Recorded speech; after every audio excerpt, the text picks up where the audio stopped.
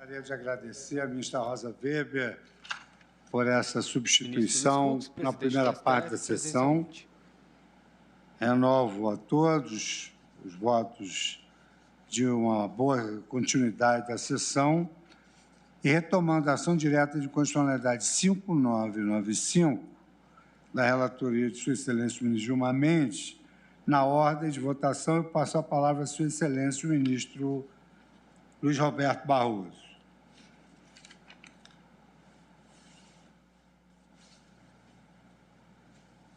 Boa tarde, presidente, prezadas ministras, Rosa Weber, Carmen Lúcia, prezados colegas, senhor Procurador-Geral da República, doutor Augusto Aras, cumprimento também os ilustres advogados que estiveram na tribuna, doutor Bruno Correia Burini, doutora Denise Armedi, doutor Gustavo Teixeira Ramos, cumprimento os nossos servidores na pessoa da doutora Carmen Lilian e cumprimento o eminente relator, ministro Gilmar Mendes, e os demais colegas que já se pronunciaram nessa matéria, ministro Nunes Marques, Alexandre de Moraes e Luiz Edson Fachin. Meu voto, presidente, é um voto breve, porque eu tenho posição e já me manifestei em precedentes semelhantes. Nós estamos aqui lidando com uma lei do Estado do Rio de Janeiro que, na parte relevante, prevê duas coisas análogas ou próximas, porém distintas. A primeira delas é a proibição de testes em animais de produtos cosméticos de higiene pessoal, perfumes, limpezas e seus componentes.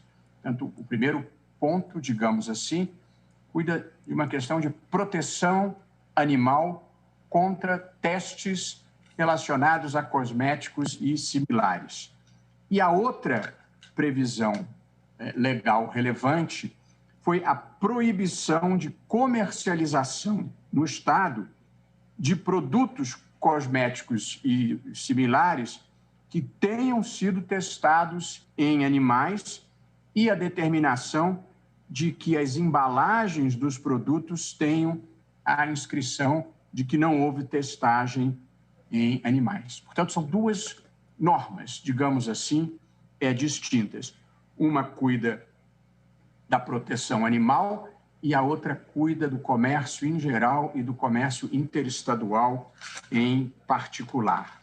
Eu começo, presidente, pelo tema da proteção animal e, portanto, do artigo 1º dessa lei, para muito singelamente reconhecer, na linha dos que me antecederam, que há competência concorrente, sim, do Estado nessa matéria.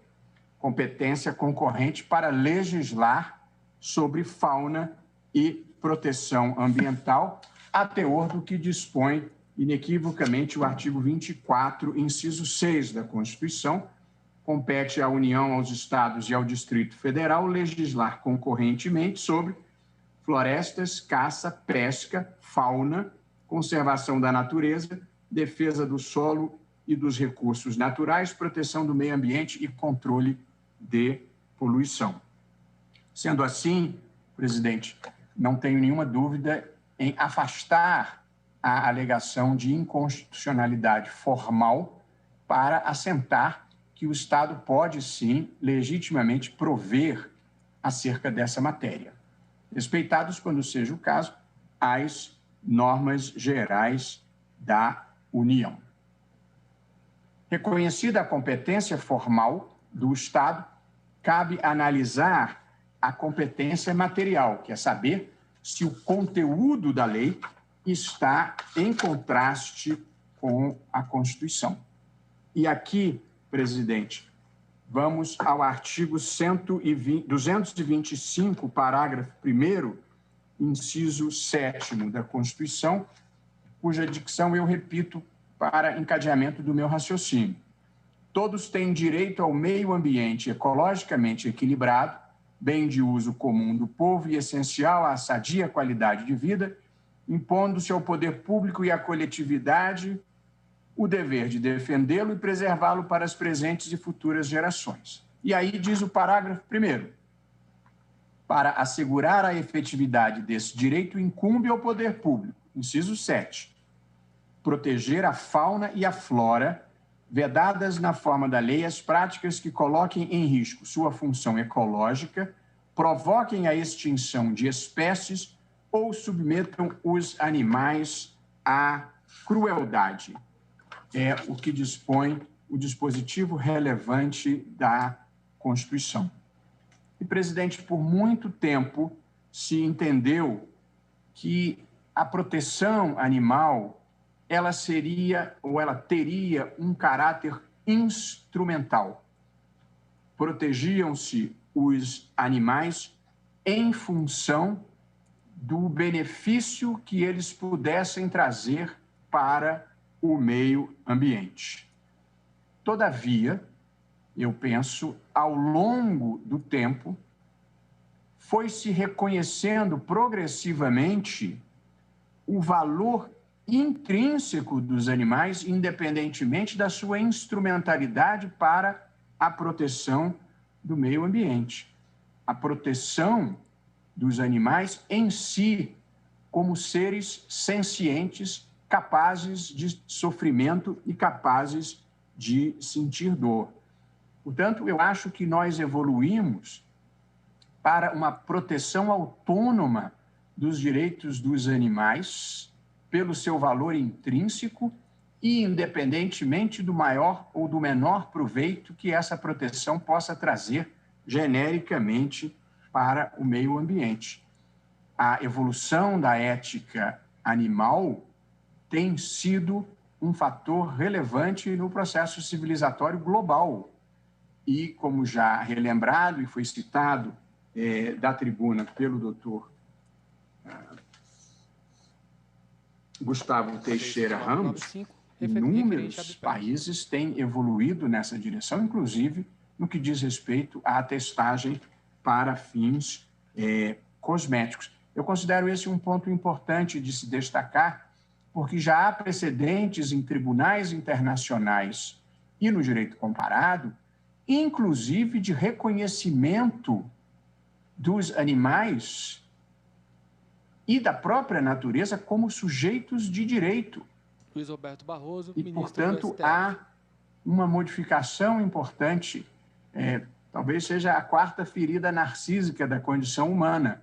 Já não somos o centro do universo desde Copérnico, pertencemos ao reino animal desde Darwin, não mandamos nem na nossa consciência plena desde Freud e talvez tenhamos que reconhecer em breve a titularidade de direitos por animais e, como disse, há precedentes no direito comparado. E, portanto, verifico nesse domínio uma tendência mundial de ampliação de direitos e o Supremo Tribunal Federal não ficou de fora desse processo evolutivo. Nós, aqui nesse plenário, não virtual, mas no plenário físico, onde nos encontrávamos, e o que nos faz muita falta de voltarmos a estar juntos, espero que em breve seja possível, presidente, mas em plenário nós já votamos resguardando os direitos das linhagens religiosas que utilizavam animais e, portanto, encaminhamos numa linha de entendimento em matéria religiosa, mas o tribunal, em repetidas decisões, foi restritivo no tocante ao uso e o abuso de animais nas situações de entretenimento, seja na farra do boi, seja na briga de galo, seja na vaquejada, e temos um precedente também de admitir restrições mais graves para fins cosméticos. Portanto, nós vamos criando, aos poucos, uma jurisprudência e quase que uma sistematização de em quais situações se admite legitimamente a utilização dos animais. De modo que eu saúdo essa matéria trazida a plenário como mais um capítulo importante de uma evolução pela qual passa a humanidade, que é o reconhecimento progressivo da ética animal como um valor intrínseco a eles e não pela utilidade que possa ter para os humanos em geral. E aqui, um ponto jurídico relevante que se invocou na inicial e na tribuna foi o do contraste com a lei federal, mais especificamente a Lei 11.794 de 2008, que não instituiu proibição análoga como essa que faz a lei estadual. Mas quem se dispuser a ler o dispositivo ele não é um dispositivo que promova os direitos subjetivos dos cientistas e dos pesquisadores. Ele é um dispositivo que procura proteger os animais. E a lei federal estabeleceu o nível de proteção que, naquelas circunstâncias e naquele momento, correspondia talvez ao conhecimento convencional da época ou aos valores éticos da época. Mas esses valores foram mudando e, portanto, me parece perfeitamente legítimo que os estados provejam a respeito e o façam com um maior nível de restrição do que fez a lei federal. E, portanto, o fato de a lei estadual não reproduzir o que diz a lei federal não significa contrariedade. E nós aqui temos entendido que em matérias em questões ambientais, como outras questões, é legítima a atuação do Estado, desde que mais protetiva seja de direitos fundamentais, seja do meio ambiente, seja, neste caso, uma proteção dos animais contra maus tratos, como consta da Constituição. E procurei enfatizar e reitero, embora a proibição de submissão dos animais à crueldade está dentro especificamente do capítulo do meio ambiente, progressivamente esta é uma ideia que se tornou autônoma, independentemente, eu repito, da proteção ambiental. Talvez o precedente emblemático nessa matéria de admissão da maior proteção pela legislação estadual tenha sido a ADI 3406 da relatoria da ministra Rosa Weber, que, em matéria que envolvia o uso do amianto, entendeu que a lei estadual, salvo engano meu, era uma lei do Estado de São Paulo, mas sem certeza absoluta, que tratava da matéria do uso do amianto de maneira mais restritiva do que fazia a lei federal, porque a lei federal excepcionava o amianto crisotila e a lei estadual não excepcionava nenhum tipo de amianto, era uma restrição absoluta. E a maioria do tribunal, eu não pude votar, eu estava impedido nessa questão, ou declarei suspeição, mas a maioria do tribunal entendeu que a lei estadual, nessa questão específica que envolvia a matéria ambiental, poderia sim ser mais restritiva ou mais protetiva do que a lei federal, simplesmente banindo o uso do amianto. E, posteriormente, nós decidimos aqui um caso bastante análogo da relatoria do ministro Alexandre de Moraes, já citado, que foi a ADI 5996, que também envolvia testes de cosméticos em animais. Portanto, presidente, em relação ao artigo 1º, que diz respeito à proteção animal, eu considero que a lei do Estado do Rio de Janeiro é plenamente constitucional. Não vislumbro inconstitucionalidade formal e acho que ela é totalmente compatível com o que dispõe a Constituição Federal. Portanto, eu estou declarando a constitucionalidade do artigo 1º da lei, que diz: fica proibida no âmbito do Estado do Rio de Janeiro a utilização de animais para desenvolvimento, experimento e teste de produtos cosméticos, higiene pessoal, perfumes, limpeza e seus componentes. Passo agora, presidente, muito rapidamente, à segunda norma, por assim dizer, desta lei do Estado do Rio de Janeiro, que é a que diz respeito à comercialização e à exigência de uma determinada inscrição no rótulo. E aqui eu vou pedir vênia aos que entenderam de maneira diferente. Quanto a esse primeiro ponto, já peço vênia desde logo ao ministro Cássio Nunes Marques.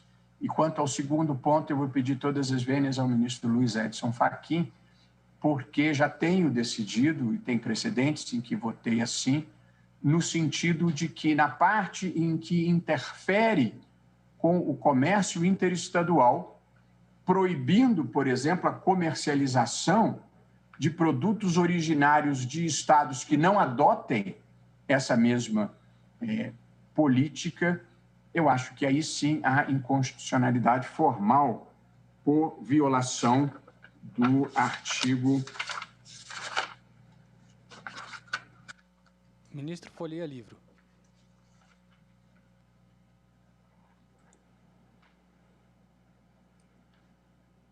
Os artigos, às vezes, eles fogem quando a gente precisa mesmo. Mas do artigo 22 da Constituição Federal, que diz que compete privativamente à União legislar sobre comércio interestadual, e a mim me parece que esta é a hipótese no caso presente. De modo que, com essas breves considerações, presidente, também eu estou considerando inconstitucional o parágrafo único do artigo 1º da lei, o que proíbe a comercialização, e também o artigo 4º, que determina o seguinte: nas embalagens de todos os produtos cosméticos de higiene pessoal, perfumes e de limpeza comercializados no Rio de Janeiro, deverá constar a informação tal e qual. Portanto, está impondo que outros estados da federação sigam a mesma lógica e a mesma proibição adotada pelo Estado do Rio de Janeiro, o que aí já não me parece legítimo. A lei estadual do Rio de Janeiro pode impor regras para valerem no âmbito do seu território, mas não uma extraterritorialidade que vinculasse produtos fabricados em outros estados. Com essas breves considerações, presidente, eu estou acompanhando o voto reajustado do relator e a posição seguida pelo ministro Alexandre de Moraes para julgar procedente, em parte, o pedido de declaração de inconstitucionalidade relativamente ao parágrafo único do artigo 1º e ao artigo 4º desta Lei 7.814 de 2017 do Estado do Rio de Janeiro. É como voto, presidente. Muito obrigado, ministro Luiz Roberto Barroso. Agora passo a palavra à sua excelência, ministra Rosa Weber, vice-presidente do Supremo Tribunal Federal, para o voto.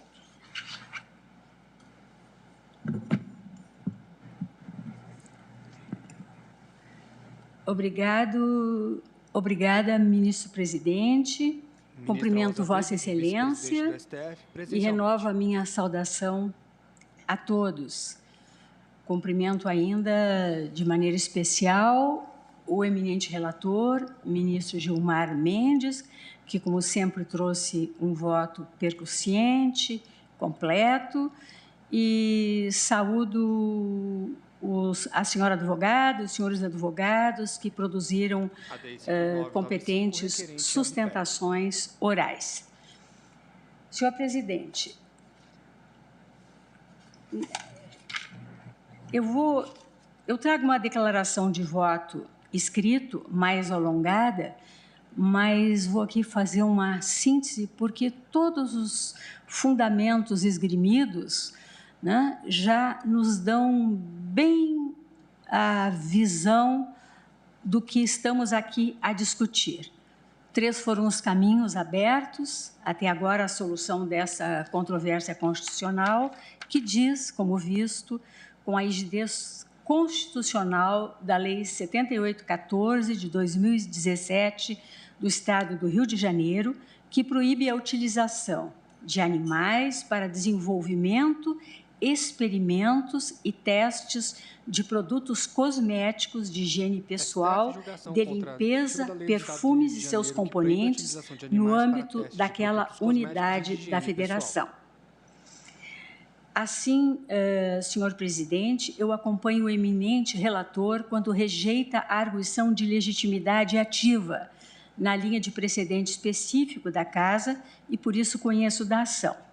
No mérito, pedindo vênia aos que esposam compreensões diversas e já expostos, como disse, à saciedade, nos votos que me precederam, tanto os temas em debate quanto as particularidades e a jurisprudência dessa Suprema Corte, acompanho a posição defendida pelo ministro Luiz Edson Fachin para julgar improcedente o pedido, declarando a constitucionalidade na íntegra da lei fluminense.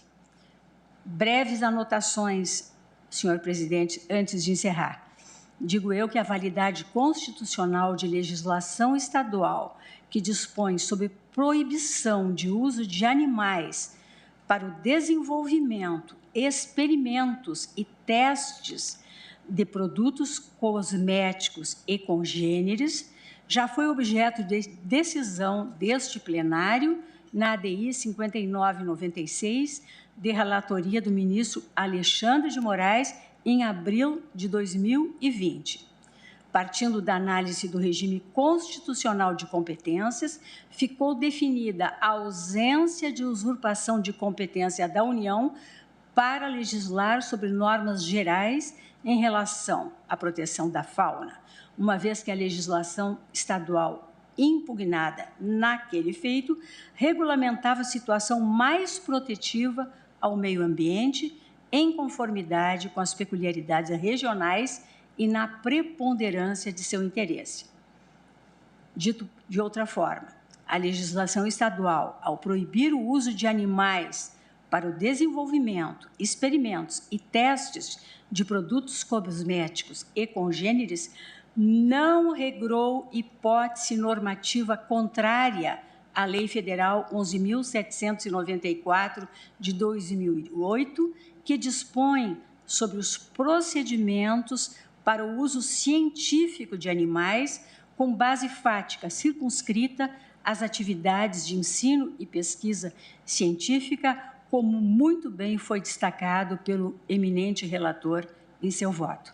Essa linha interpretativa a respeito do regime constitucional de competências legislativas concorrente em matéria de meio ambiente, preservação da fauna e os limites da atuação normativa do ente federado estadual foi igualmente discutida com fundamento em um amplo e plural contexto argumentativo no julgamento da ADI 3470, o caso amianto, que o eminente ministro Luiz Roberto vem de lembrar sobre a minha relatoria e que diz respeito, ministro Luiz Roberto, dizia respeito a uma lei do Estado de Vossa Excelência, a lei do Estado do Rio de Janeiro, no caso, sob a minha relatoria. Por esses motivos, senhor presidente, especificamente quanto a esse aspecto, esse primeiro ponto, eu entendo que não existem razões formais ou materiais suficientes a justificar a superação do precedente formado nessa ADI 5996. Quanto ao segundo argumento, que diz com a inconstitucionalidade por violação da competência privativa da União, basicamente para legislar sobre direito civil e comercial, diante dos prescritos nos artigos 1º e 4º desta lei impugnada, ao estabelecerem exigências de rotulação e restrição ao comércio interestadual, em afronta, segundo a tese autoral, ao artigo 22, inciso 8 da Constituição, eu, com a devida vênia, não a acolho. não acolho a tese.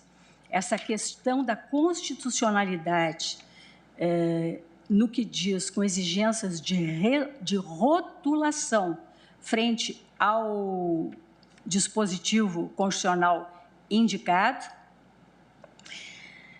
especificamente por enquadramento da regulação jurídica na disciplina de comércio interestadual, foi objeto de deliberação recente deste plenário na ADI 4619 da minha relatoria. Nesta oportunidade, a maioria, é verdade, bem apertada, senhor presidente, o placar foi 6-5, mas a maioria definiu interpretação jurídica no sentido da validade constitucional do ato normativo estadual, ao argumento de que a regulamentação de critérios para obrigatoriedade do dever de rotulagem dos produtos derivados ou de origem transgênica, a lei, ao assim prever, a Lei 14.274 de 2010 do Estado de São Paulo estava a veicular normas incidentes sobre produção e consumo com conteúdos pertinentes ainda à proteção e à defesa da saúde, matérias a respeito das quais, a teor do artigo 24, incisos 5 e 12 da Constituição Federal, compete à União, aos Estados e ao Distrito Federal legislar concorrentemente. Eu transcrevo a ementa, senhor presidente, na fração de interesse. É o seu item 2º. Ao regulamentar critérios para obrigatoriedade do dever de rotulagem dos produtos derivados ou de origem transgênica, a Lei 14.274 de 2010 do Estado de São Paulo veicula normas incidentes sobre produção e consumo com conteúdos pertinentes ainda à proteção da defesa da saúde, matérias a respeito das quais, a teor do artigo 24, inciso 5 e 12 da Constituição Federal, compete à União, aos Estados e ao Distrito Federal legislar concorrentemente. Item 3. O ato normativo impugnado, em absoluto, excede dos limites da competência suplementar dos Estados no tocante a essa matéria por 2 motivos principais. O primeiro, porque não afeta diretamente relações comerciais e consumeristas que transcendam os limites territoriais do ente federado. O segundo, porque não há nada na lei impugnada que represente relaxamento das condições mínimas, normas gerais, de segurança exigidas na legislação federal para o dever de informação, artigo 5º, inciso 14 da Constituição Federal. 4. O estabelecimento de requisitos adicionais para a rotulagem de alimentos geneticamente modificados, quando não contrário ao conjunto normativo federal sobre a matéria, se insere na competência concorrente dos Estados federados. E agora o item 6º, não usurpa a competência privativa da União para legislar sobre o comércio interestadual a legislação estadual que se limita a prever obrigações estritamente relacionadas à proteção e defesa do consumidor, sem interferir em aspectos propriamente comerciais. Eu lembro, senhor presidente, que neste processo a decisão se fez por maioria, vencidos os eminentes ministros Alexandre de Moraes, Roberto Barroso, Luiz Fux, Vossa Excelência, Gilmar Mendes e, em parte, o ministro Dias Toffoli. Entre os casos, prossigo, existe semelhança, porque aqui, igualmente, a regra do artigo 4º, ao exigir a rotulagem dos produtos com a inscrição de não ter sido a elaboração do produto baseada em testes com animais, veicula, sim, normas incidentes sobre produção e consumo, em especial o direito à informação adequada, matérias a respeito das quais a teor do artigo 24, incisos 5 e 12 da Constituição Federal, compete à União, Estados, Distrito Federal legislar concorrentemente. Reconheço, senhor presidente, que esse assunto da categorização da disciplina jurídica de rotulagem de produtos é controversa neste Supremo Tribunal Federal, né? Basta dizer que neste julgamento da ADI 4619, em outubro de 2020, a que me reporto, o placar final foi de 6 votos a 5. Todavia, considerando que se trata de uma decisão bastante recente, outubro de 2020, repito, cuja deliberação igualmente foi qualitativa, com diversos pedidos de vista para melhor exame da matéria, eu mantenho os fundamentos ali expostos, dentre os quais consta esta evolução da jurisprudência do tribunal, sendo que os precedentes em diversas linhas foram trazidos e lembrados nos diferentes votos a partir do voto do eminente relator. Mais uma vez, senhor presidente, assinalo que no ponto, na minha visão, não estão configurados os critérios materiais e formais que autorizariam a superação desse precedente. Acresço que a alteração na composição deste plenário, a meu juízo, não é motivo suficiente em se tratando de precedentes. E lembro que daquele julgamento participou o eminente ministro Celso de Mello, que compôs a corrente majoritária. Na verdade, o tecer da autoridade e legitimidade do sistema de precedentes, na minha visão, depende, em primeiro, do comportamento decisório dessa Suprema Corte. Em outras palavras, do respeito horizontal ao seu passado, para que não haja variações no quadro normativo construído que afetem a própria segurança. Mas reconheço, repito, que se trata de um tema em que ainda não se solidificou a jurisprudência. Senhor presidente, assim, brevemente, voto pela improcedência do pedido, renovando o meu pedido de vênia ao eminente relator e aos que esposam compreensão diversa. Muito obrigado, ministra Rosa Weber. Agora acolho o voto de Sua Excelência, o ministro Dias Toffoli. Boa tarde, senhor presidente, senhoras ministras, senhores ministros, senhor procurador-geral da República, senhoras e senhores advogados, desde logo cumprimento pelas manifestações na data de ontem, cumprimento o eminente relator e pedindo vênia aos que dele divergiram, eu voto rapidamente subscrevendo o voto do relator. É como voto, senhor presidente. Muito obrigado, ministro Dias Toffoli. Colho agora o voto de Sua Excelência, a ministra Carmen Lúcia. Senhor presidente, senhores ministros, cumprimento todos na pessoa do ministro Gilmar Mendes, relator deste caso. Também tenho, senhor presidente, que aqui se tem uma das questões mais transcendentes em termos de direitos humanos neste aspecto civilizatório que contempla todas as entidades que compõem o ambiente.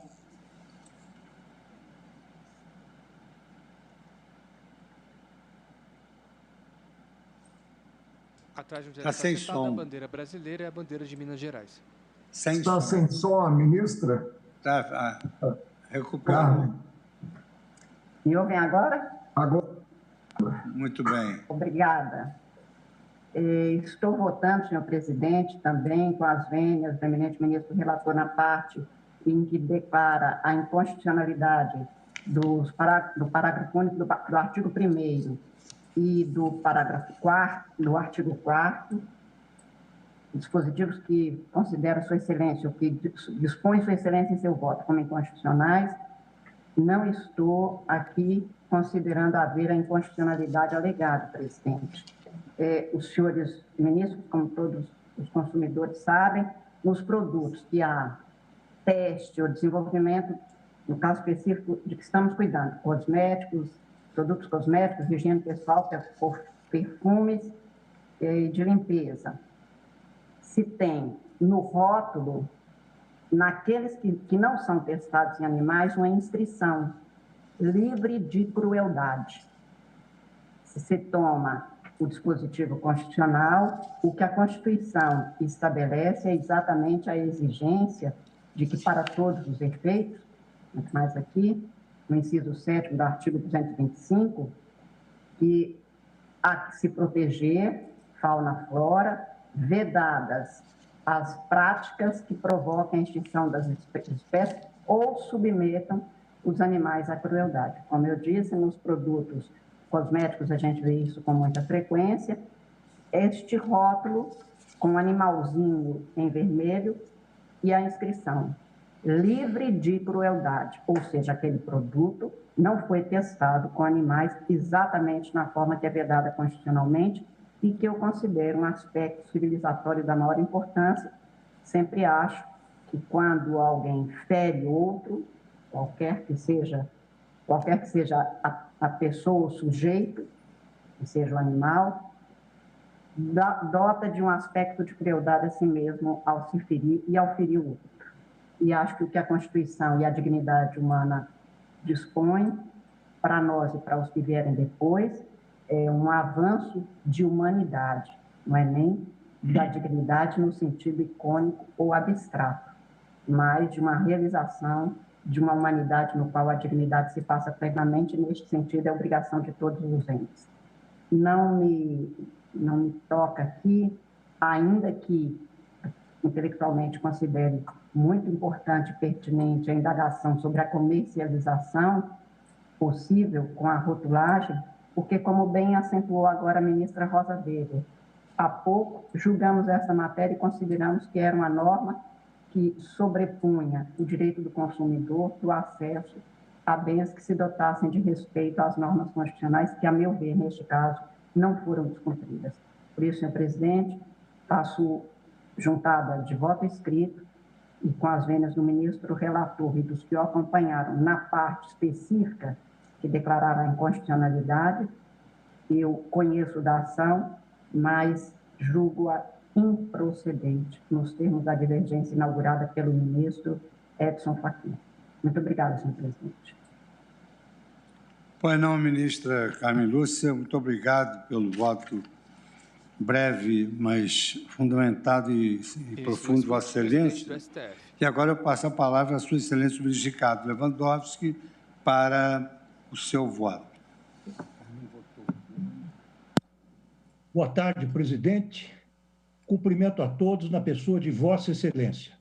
O meu voto, como sempre, será muito breve, e quando chega na minha pessoa, a matéria já está mais do que discutida.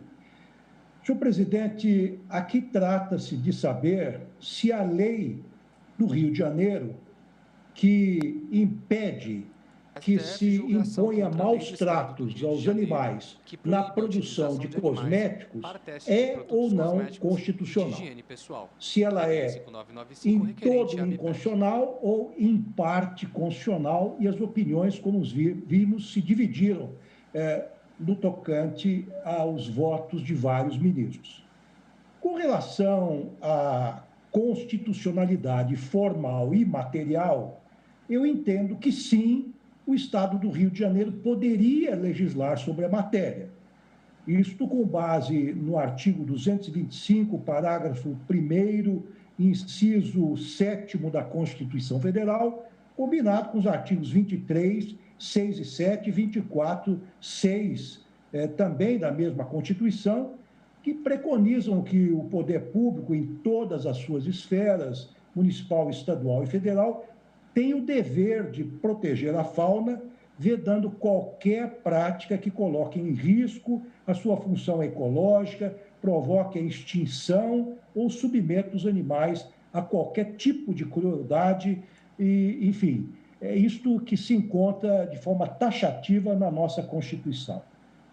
A questão dos rótulos é uma questão mais complicada, e eu confesso que tenho uma visão, digamos assim, um pouco mais,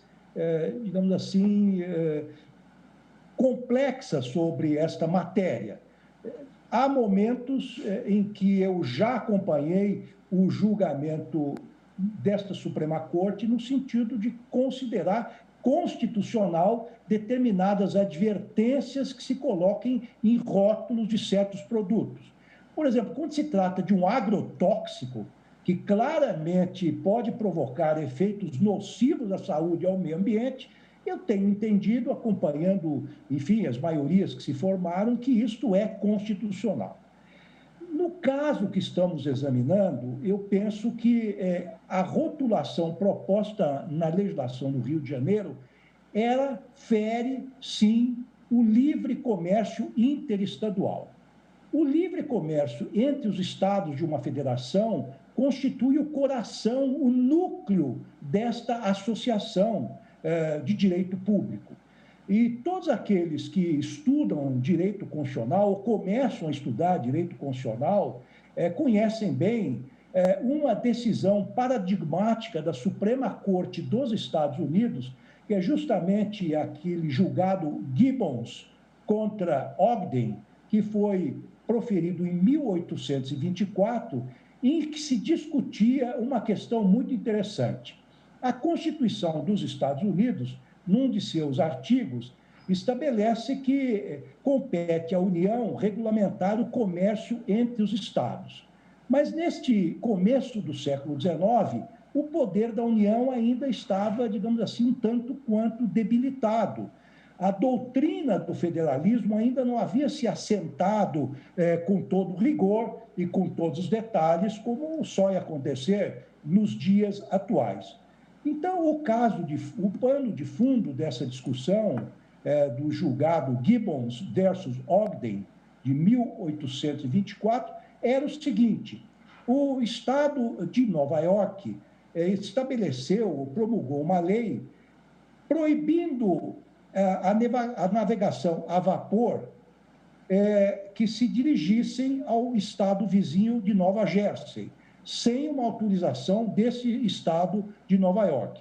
Obviamente, prejudicando não só a navegação entre os dois estados contíguos, Nova York e Nova Jersey, mas também o próprio comércio entre esses dois entes federativos. A matéria chegou à Suprema Corte e foi amplamente debatida, e, num julgado paradigmático, decidiu-se que compete exclusivamente à União regular o comércio interestadual.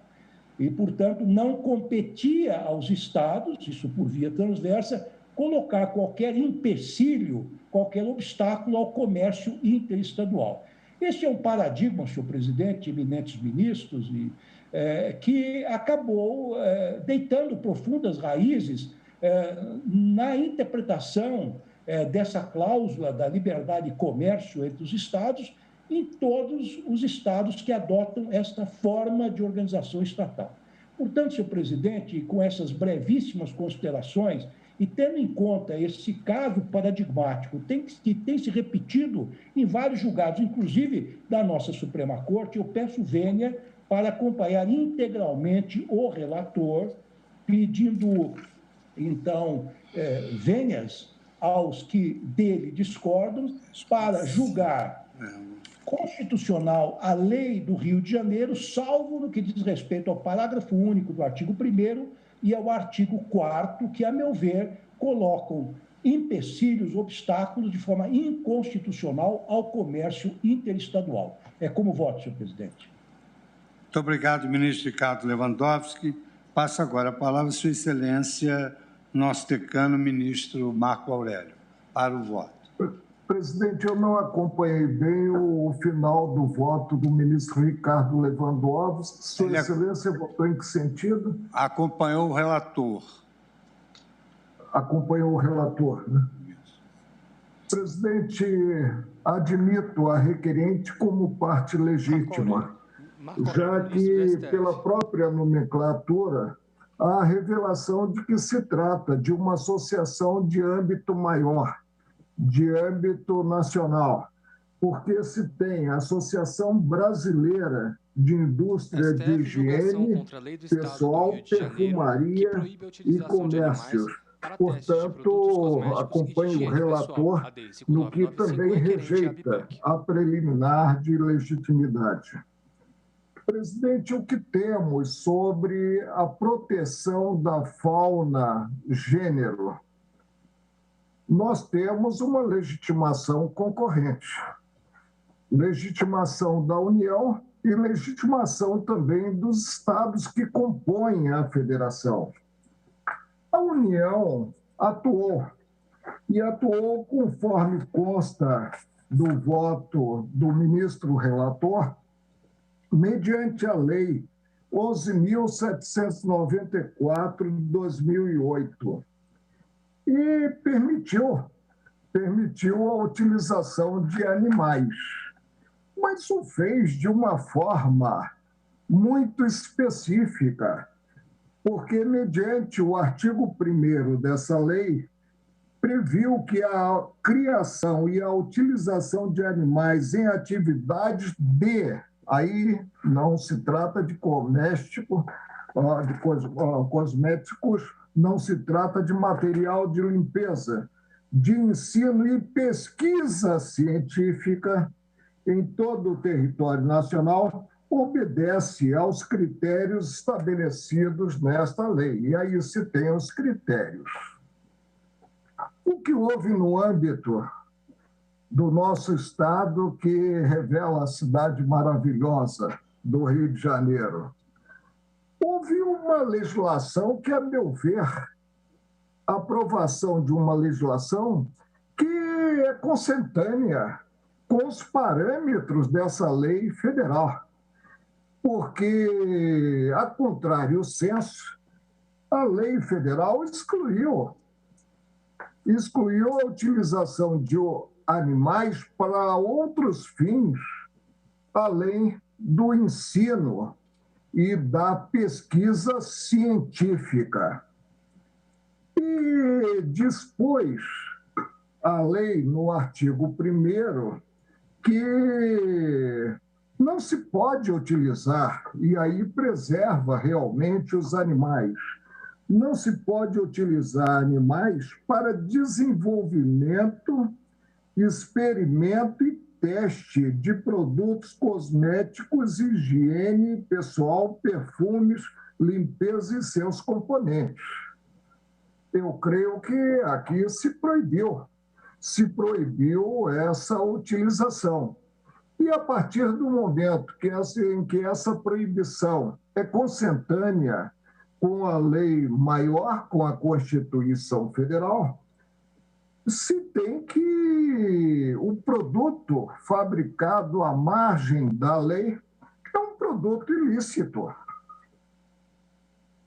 Se é um produto ilícito e nós implicitamente admitimos que o é, no que salvamos o artigo 1º da Lei do Estado do Rio de Janeiro, não pode haver a comercialização do ilícito. Então, o parágrafo único do artigo 1º é simples consequência do fato de se proibir, no caso previsto no artigo 1º, a utilização de animais.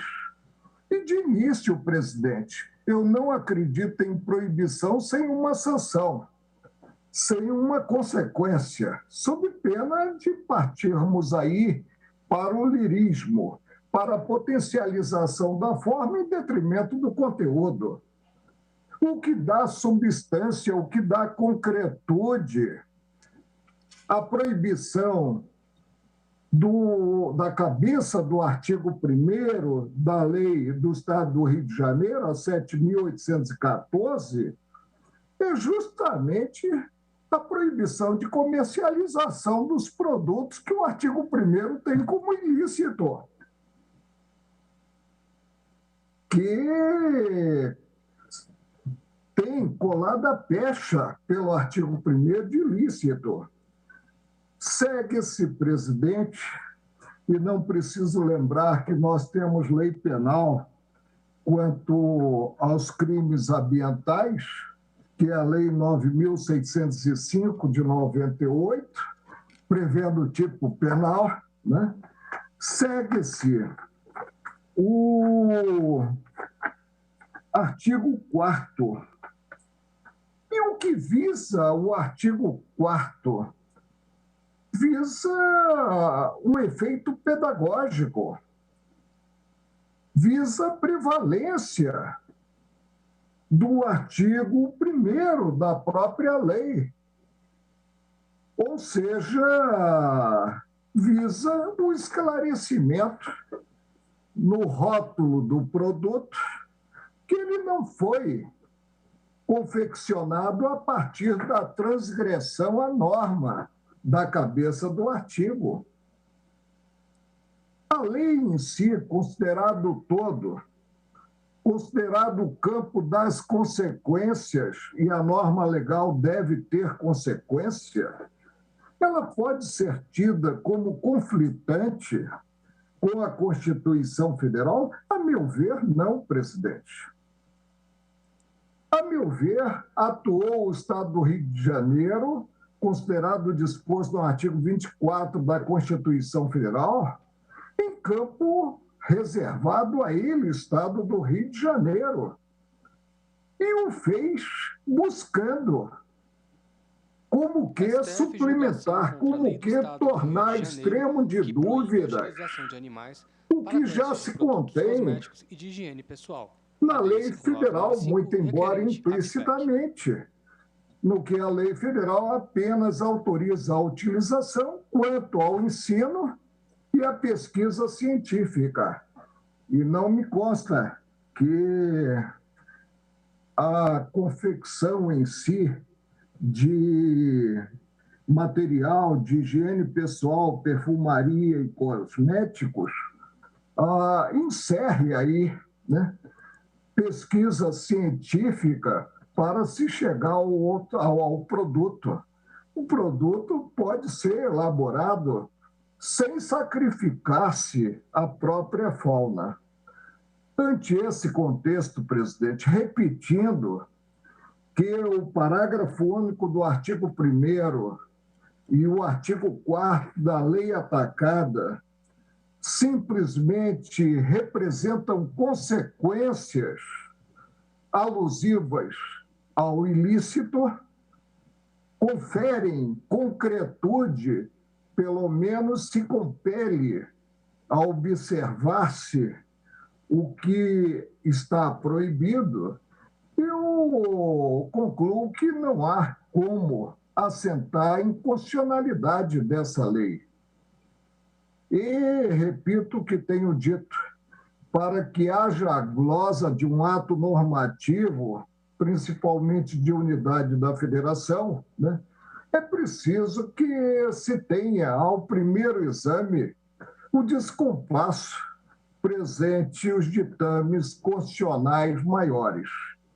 Esse descompasso não vejo na lei estadual. Por isso, acompanho o ministro Luiz Edson Fachin no voto proferido, julgando totalmente improcedente o pedido formulado na inicial desta DIN. É como voto.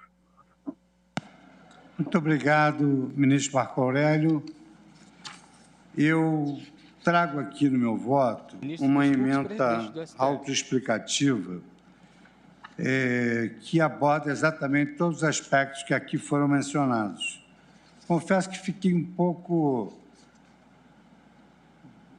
titubeante com esse argumento do ministro Marco Aurélio de que a inserção no invólucro do produto utilizado com os animais, que é um consectário do fato de que a lei prevê o preceito e, consectariamente, também prevê uma eficiência ao seu comando. Eu me recordo que, quando eu era juiz da 9ª Vara Civil, não havia ainda uma normação sobre o uso de cigarros, e ali, então, a Curadoria de Defesa do Consumidor, alegando que o juiz não se eximia de sentenciar, alegando lacuna da lei, formulou um pedido para que nos maços de cigarro constasse que o fumo fazia mal à saúde. E, com base nesse fundamento, eu, então, verifiquei que, efetivamente, não havia, em princípio, nada que indicasse isso quanto ao cigarro em si. Entretanto, o velho Código Comercial já afirmava que o comerciante deveria informar nos seus produtos os benefícios e os malefícios daquele produto.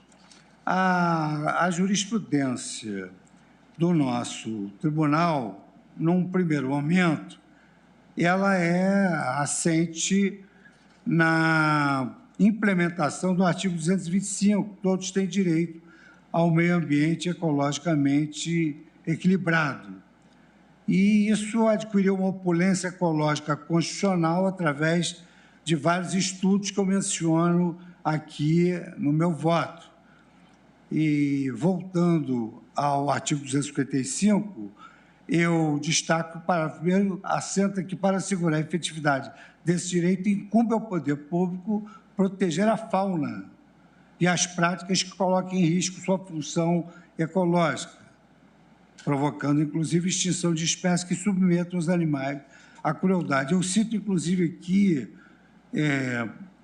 um precedente no RE 153531, onde eu trago a doutrina sempre avalizada nesse campo, do professor Ingo Charlotte, que exatamente destaca essa relativização que ele chama do antropocentrismo kantiano. No caso, o que se alega é exatamente essa questão da tutela do meio ambiente, e o Estado é competente para legislar sobre a proteção ao meio ambiente.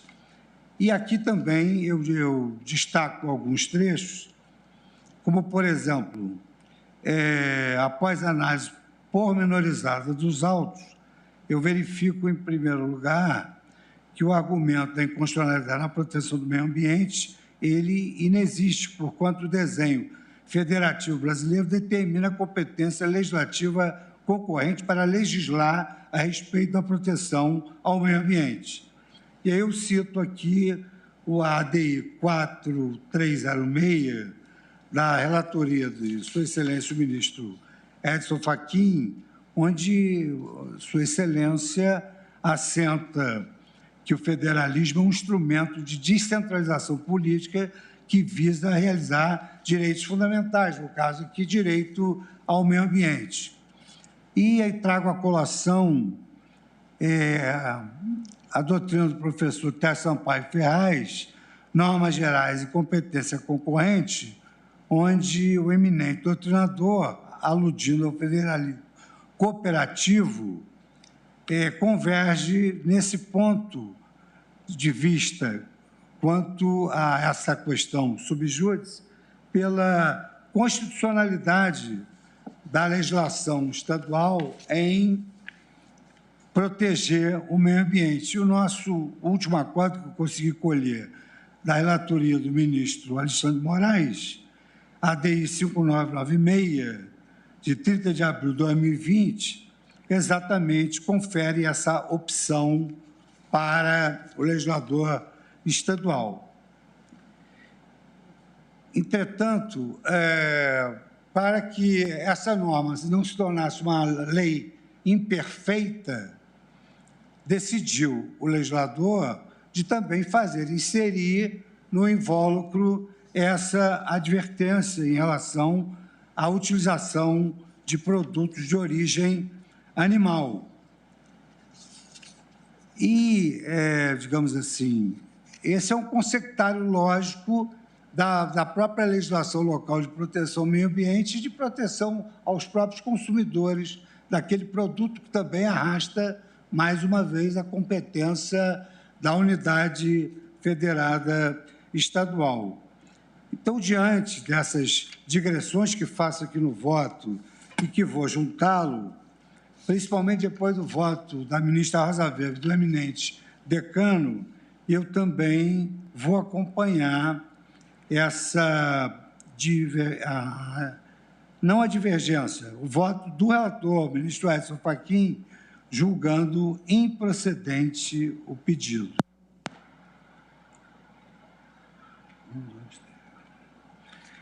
E aí chegamos ao seguinte impasse. Temos 5 votos pelo conhecimento e julgamento parcial do pedido. Temos um voto pela total procedência do ministro Nunes Marques e 5 votos pela improcedência do pedido. Então, na verdade, nós não atingimos o quórum necessário. Entretanto, para fins de... ministro Alexandre Moraes quer... Presidente. Sim. Pois não. Ministro... Sim, o voto do ministro Cássio é mais abrangente e se incorpora ao voto nosso. Pelo critério da continência, para se chegar à parcial procedência, tem que também, para chegar à total procedência, tem que se passar pela parcial procedência. Vossa Excelência tem razão. Era essa a observação, ministro Alexandre, que Vossa Excelência faria? Exatamente, presidente. Pois não, o ministro Luiz Roberto Barroso pediu a palavra? Vossa Excelência pediu a palavra, ministro Barroso? Pedi não, presidente, estou só assistindo. Tá bom. Não queria cometer deselegâncias e não me conceder a palavra. Pois não. Presidente. Pois não, ministro Marco Aurélio. Pois não. Vossa Excelência tem a palavra. Talvez, a partir de alguma experiência em colegiado, eu digo que houve dispersão de votos. Exatamente. O que ocorre quando há dispersão de votos com mais de 2 correntes?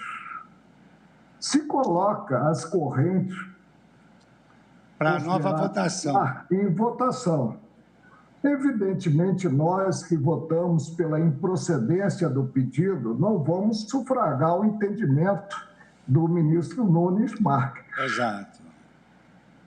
Os nossos votos, se utilizarmos a colocação em votação das correntes 2 a 2, os nossos votos são muito mais próximos do voto do ministro Alexandre de Moraes, que eu penso que foi o primeiro, não é isso? Não, fui eu, ministro Marco Aurélio, relator. Não, o relator.